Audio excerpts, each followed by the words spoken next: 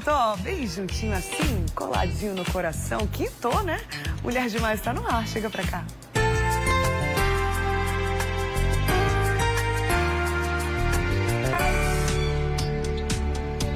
Ai, ô, meu amor, uma feliz quinta-feira pra gente. E aí, como é que você está? Espero que bem, em paz, com saúde, vencendo.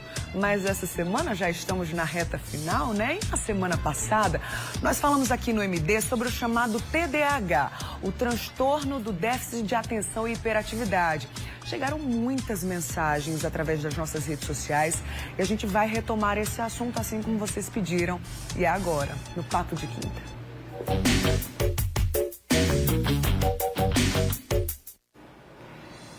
E a gente já tinha deixado combinado ao vivaço na semana passada. Então ele está de volta aqui no Mulher Demais, no nosso estúdio, psicólogo Ranieri Brito. Bom dia, Ranieri, seja bem-vindo. Bom dia, Bruna, tudo bem? Tudo bem, e você também? Prazer, tô bem. É sempre um prazer estar aqui certo, conversando sobre diversos assuntos. Pois é, então, da saúde mental, exatamente, né?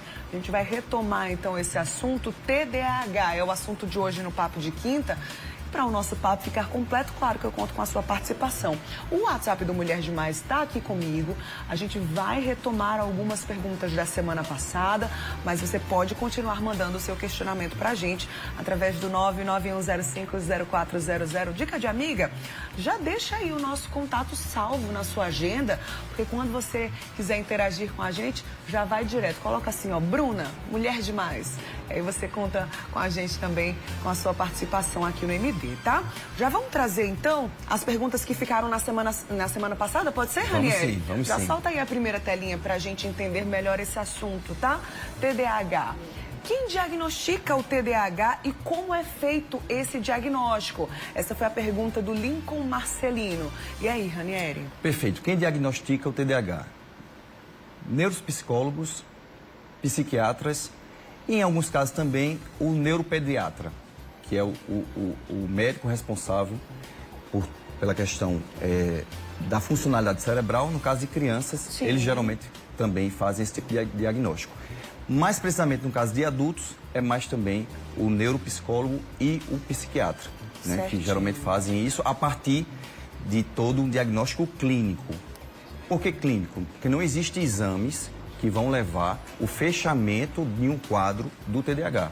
Certo. Ele é todo feito a partir de entrevistas terapêuticas, onde vai se investigar aspectos da história do paciente, costumes e padrões de comportamento que aquele indivíduo leva para resolver coisas da rotina, do cotidiano, né? E, consequentemente, por exemplo, tem uma coisa comum que a gente observa muito, investidas e desistências. Em adultos com TDAH, isso é muito frequente na história deles. Eles abrem negócios, fecham negócios, iniciam cursos de faculdade, desistem e depois vão fazer outros cursos totalmente diferentes. Olha só, né?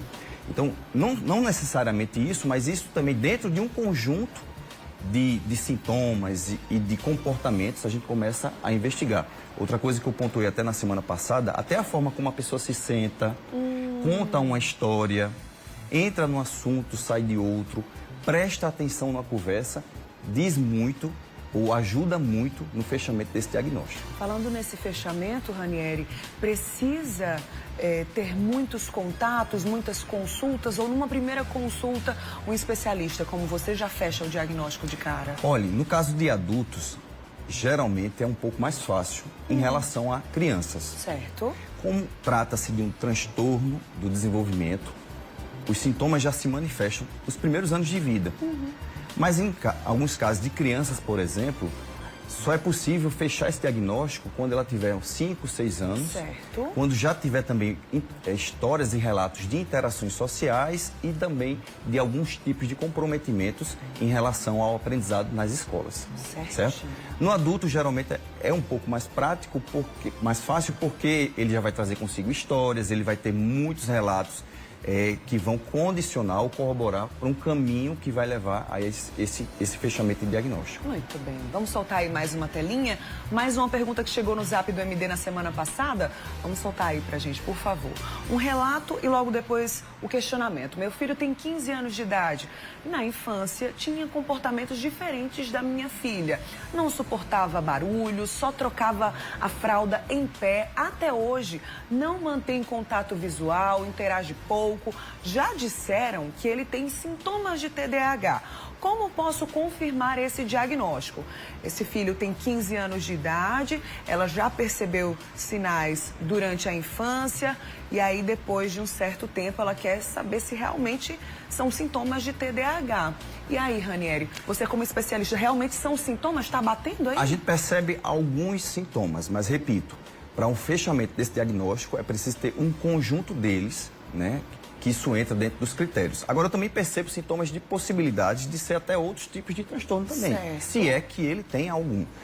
Eu até oriento ela a procurar um especialista, né, porque a partir desse contato clínico, presencial e até visual do profissional, vai, com certeza, auxiliá-la nesse possível diagnóstico, fechamento de alguma coisa que o filho dela possa ter. Sim. Né? Já que ele tem algumas dificuldades, por exemplo, de se relacionar socialmente, a questão da característica do contato visual ou de prestar mais atenção em conversas. Isso tem algumas características, sim, do TDAH. Mas também a gente não descarta que pode ter outros tipos de diagnóstico, outros tipos de transtorno dentro dessa seara aí de sintomas, né? Importante buscar ajuda especializada. Vamos soltar mais uma tela? Mais uma pergunta? Mais um relato? Vamos entender melhor esse assunto? Solta aí pra gente, por favor. Meu filho tem vários sintomas de TDAH desde pequeno, mas agora estou na luta para convencê-lo a buscar ajuda. O TDAH tem cura? Ele ficará bem? É a pergunta da Isabel, Ranieri. Primeiramente, o fato dele querer a ajuda é o principal, é o ponto de partida para ele buscar também ter uma qualidade de vida. O TDAH, como alguns outros transtornos, ele não tem cura por se tratar de uma disfunção do neurodesenvolvimento, né? Mas o que acontece, por exemplo, em casos de adultos? É natural que a manifestação de sintomas na fase adulta, ela é dissipada, ela tem uma diminuição, ela tem uma estagnação de sintomas ou até, em alguns casos, até o regresso, né? Agora, isso, lógico, também quando o indivíduo começa um tratamento mais jovem, né? Que ele começa a adotar não só a medicação, mas também todo um trabalho de reabilitação psicomotora, psicossocial também, que vai proporcionar que ele tenha uma melhor qualidade de vida e diminua com isso os danos que o TDAH causa, né? Como, por exemplo, o isolamento social é uma das consequências que esse transtorno pode ocasionar no indivíduo. Por quê?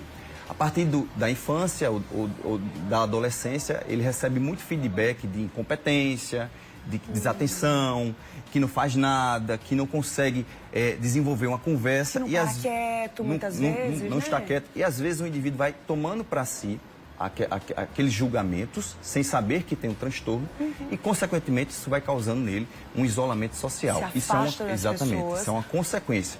E aí, como comorbidade, né, o TDAH traz muito consigo também transtornos de ansiedade e depressão, muito por conta desses tipos de julgamento, do auto-julgamento também, que ele vai tendo de si, sem ter o conhecimento do transtorno. Então, repare, se ele uma vez tem o conhecimento do transtorno o quanto antes, e ele aceita esse diagnóstico para começar com isso, um tratamento, ele com certeza vai ter uma vida tranquila, calma, como qualquer outra pessoa que não tem o transtorno. Muito bem. Por isso que uma coisa que eu sempre digo, a aceitação do diagnóstico já é um passo muito importante para ele ter um caminho de uma vida mais sadia. Certamente. Seja qual for o diagnóstico. A gente vai continuar falando sobre esse assunto no próximo bloco.